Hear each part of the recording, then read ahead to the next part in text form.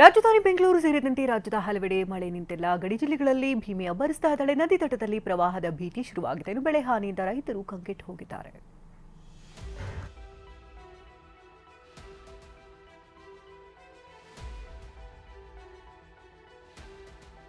ನದಿ ಉಕ್ಕುತ್ತಿದೆ, ಸೇತುವೆಯೇ ಮುಳುಗಿದೆ.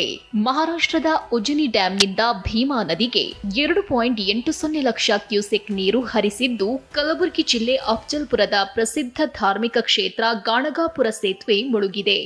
ಇದರಿಂದ ಜೇವರ್ಗಿ ಅಫ್ಜಲ್ಪುರ ಮಾರ್ಗ ಬಂದ್ ಆಗಿದೆ. ಸೇತುವೆ ಮೇಲೆ ನೀರು ಹರಿಯುತ್ತಿದ್ದು, ಮಣ್ಣೂರು ಶ್ರೀ ಯಲ್ಲಮ್ಮ ದೇಗುಲ ಜಲಾವೃತವಾಗಿದೆ.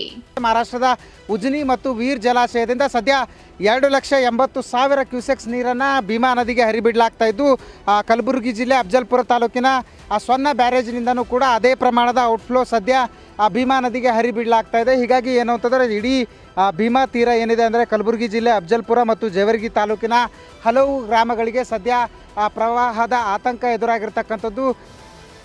ಅಫ್ಜಲ್ಪುರ ಜೇವರ್ಗಿಯ ಹಲವು ಗ್ರಾಮ ಭೀಮಾ ಪ್ರವಾಹದ ಆತಂಕದಲ್ಲಿದೆ.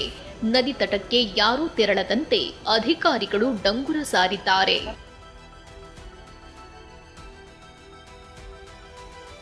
ಮೈ ತುಂಬಿದ ಡೋಣಿ, ಬೈಕ್ ಸವಾರ ನೀರು ಪಾಲು.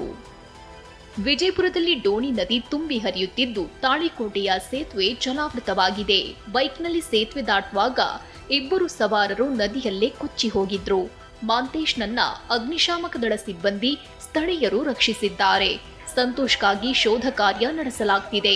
ಸ್ಥಳೀಯರ ಮೊಬೈಲ್ನಲ್ಲಿ ದೃಶ್ಯ ಸೆರೆಯಾಗಿದೆ.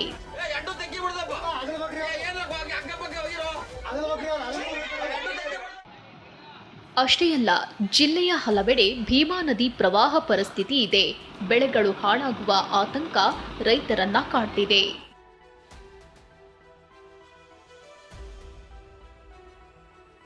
80,000 ಹೆಕ್ಟೇರ್ ಬೆಳೆ ಹಾನಿ, ಪರಿಹಾರಕ್ಕಾಗಿ ಪ್ರತಿಭಟನೆ. ಬೀದರ್ನಲ್ಲಿ ಮಳೆ ಅವಾಂತರ ಅಷ್ಟಿಷ್ಟಲ್ಲ.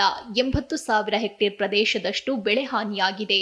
ಸರ್ವೆ ಕಾರ್ಯ ನಡೆಸಿ ಬೆಳೆ ಪರಿಹಾರಕ್ಕೆ ಆಗ್ರಹಿಸಿ ರೈತರು ಪ್ರತಿಭಟನಾ ರ್ಯಾಲಿ ನಡೆಸಿದ್ದಾರೆ. ಇತ್ತ ರಾಜಧಾನಿ ಬೆಂಗಳೂರಿನ ಹಲವೆಡೆ ಮಳೆಯಾಗಿದೆ.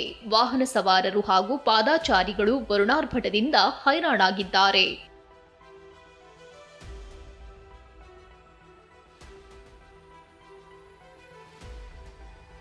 ಅತ್ತ ಮೈಸೂರಿನಲ್ಲೂ ಮಳೆ ಬಿಟ್ಟಿಲ್ಲ. ಜೆಕೆ ಮೈದಾನದಲ್ಲಿ ಮಹಿಳಾ ದಸರಾ ಅಂಗವಾಗಿ ನಡೆದ ಮಹಿಳೆಯರ ಹಗ್ಗಜಗ್ಗಾಟ ಸ್ಪರ್ಧೆ ವೇಳೆಯಲ್ಲಿ ವರುಣ ಕೂಡ ಆಟವಾಡಿದ. ಆದರೆ ಮಳೆ ಮಹಿಳೆಯರ ಉತ್ಸಾಹ ಹೆಚ್ಚಿಸಿತು. Bureau report, TV9.